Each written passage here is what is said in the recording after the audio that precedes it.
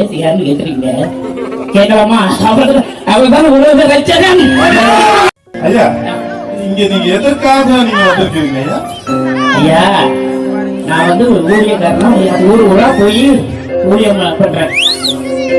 ஊர் ஊரா போய் ஊழியம் பண்றேன். சரிங்க. அதனால என்னுடைய சாட்சியெல்லாம் சொல்ல வந்திருக்கேன் ஐயா. அப்படிங்களா? என்ன சாட்சிங்க ஐயா? நிறைய இருக்கு, ஏகப்பட்ட சாட்சிகள் இருக்கு. நான் வந்து இயேசுவை ஏற்றுக்கிட்டேன் ஐயா. என் வாழ்க்கையில இயேசுவை ஏற்றுக்கிட்டேன் ஐயா. அல்லேலூயா.